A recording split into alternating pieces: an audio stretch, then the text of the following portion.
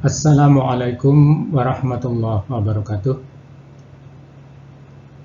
Kita berjumpa lagi pada perkuliahan Mekanika Kekuatan Material. Pada kesempatan kali ini kita akan mendiskusikan tentang pembebanan dan deformasi. Sebagaimana kita ketahui, suatu bagian dari struktur atau elemen atau komponen mesin itu menerima beban yang bisa bervariasi atau berbagai macam jenis. Dapat berupa gaya normal yang berupa tarik atau tekan, gaya geser atau gaya lintang, puntiran, dan juga bengkokan atau bending atau lenturan. Juga bisa berupa tekuan atau buckling. Dalam hal ini, pembebanan bisa bersifat satu dimensi seperti pada tali pada katrol alat pengangkat, pada rantai transmisi daya. Bisa juga dua dimensi seperti misalnya pada dinding-dinding silinder bertekanan atau bejana tekan, bisa juga tiga dimensi pada sistem pembebanan hidrostatis. Saudara-saudara sekalian, karena adanya beban, maka suatu material atau elemen atau struktur, bagian dari struktur akan mengalami deformasi. Hal ini karena semua material bersifat elastis.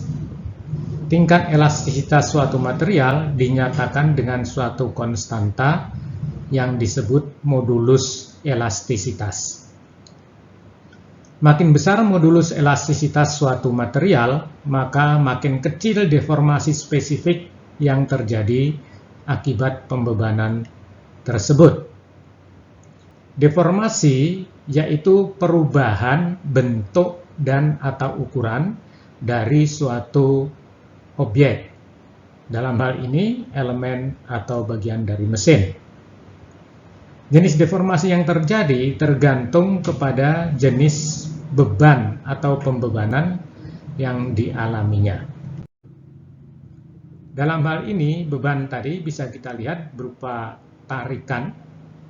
Tanda suatu beban yang bersifat tarik adalah seperti yang terlihat pada ilustrasi ini, misalnya suatu batang yang panjang awalnya L, kemudian dia mendapatkan beban gaya pada kedua ujungnya sebesar F, maka panjangnya akan berubah menjadi L1.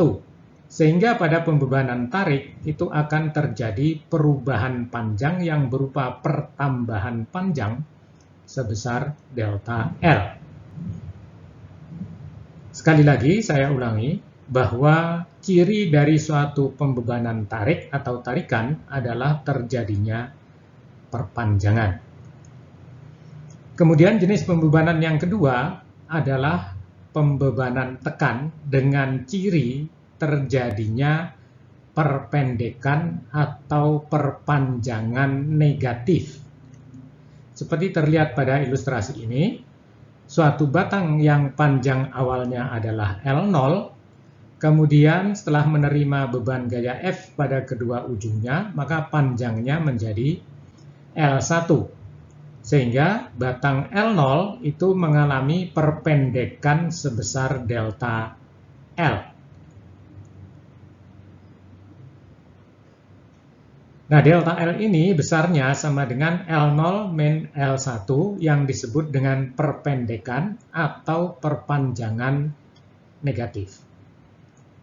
Saudara sekalian, pembebanan yang ketiga yaitu geseran. Berbeda dengan yang terjadi pada tarikan atau tekanan, yang pada kedua kasus ini terjadi perubahan ukuran, dalam hal ini panjang, maka pada pembebanan geser itu tidak terjadi perubahan panjang, tetapi terjadi perubahan sudut. Misalnya, suatu elemen yang tadinya berbentuk segi 4 dengan sudut-sudut yang siku-siku seperti terlihat pada ilustrasi ini. Kemudian setelah menerima pembebanan gaya F ini, maka sudut di kuadran 1 ini yang tadinya 90 derajat berubah mengecil di sini.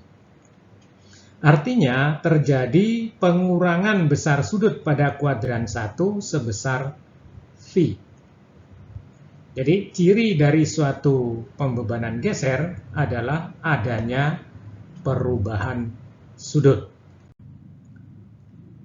Berikutnya adalah lenturan.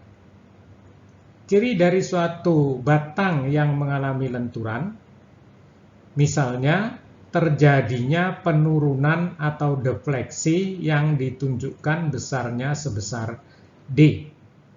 Suatu balok cantilever seperti terlihat pada ilustrasi ini, ketika di titik A, maka besar momen yang terjadi akibat gaya F adalah sama dengan F kali L. Sedangkan momen di titik B, karena jarak titik B terhadap gaya F sama dengan 0, maka akan terjadi momen di titik B sama dengan 0. Dan sekali lagi, ujung bebas B itu akan mengalami penurunan sebesar D yang disebut dengan defleksi. Sedangkan pada suatu balok dengan tumpuan sederhana, maka lenturan akan terjadi pada titik pembebanannya. Dalam hal ini kita ilustrasikan bebannya berada di tengah bentang dari baloknya. Namun ini tidak harus selalu demikian kasusnya. Bisa bergeser ke kiri, bisa bergeser ke kanan, bahkan sangat dekat terhadap titik B di ujung kanan maupun dekat dengan titik A di ujung kiri. Nah, kalau kita lihat di sini, maka besar momen di titik A itu kita bisa melihat dari suatu titik tertentu yang berjarak X. Misalnya di sini kita lihat ke ujung kiri A atau kita lihat ke ujung kanan B. Maka di sini kita akan dapatkan di sini reaksi tumpuan A dan reaksi tumpuan B. Kalau bebannya terletak tepat di tengah seperti ilustrasi ini, maka RA sama dengan RB sama dengan F per 2. Sehingga besar momen di titik C itu sama dengan RA kali L per 2 sama dengan F per 2 kali L per 2 sama dengan FL per 4 dengan deformasi sebesar D, yaitu penurunan titik C. Oke, bisa kita lihat di sini. Jadi ciri dari suatu pembebanan lentur atau puntiran adalah terjadinya defleksi yang dalam hal ini ditunjukkan besarnya sebesar D. Kemudian jenis pembebanan yang lain yaitu torsi atau puntiran. Torsi atau puntiran ini akan menyebabkan terjadinya perubahan sudut karena dia dipuntir. Jadi batang bulat misalnya seperti ditunjukkan pada ilustrasi ini, yang suatu titiknya di ujung kiri itu dijepit, kemudian di ujung kanan diberi momen sebesar T, ini, maka titik A yang tadinya pada posisi garis lurus terhadap titik di ujung kiri, maka akan berpindah ke A aksen.